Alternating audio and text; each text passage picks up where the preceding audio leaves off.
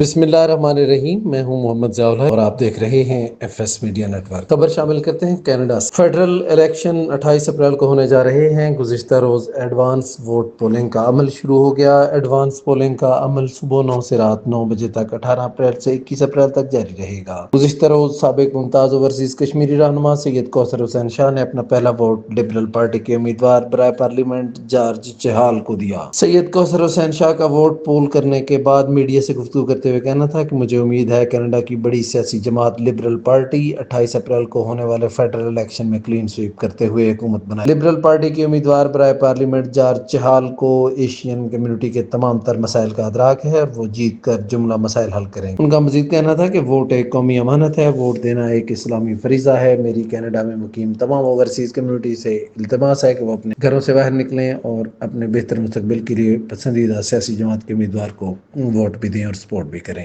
subscribe کیجیے F S media network اور دیکھتے رہیے تازہ ترین تبصرے اور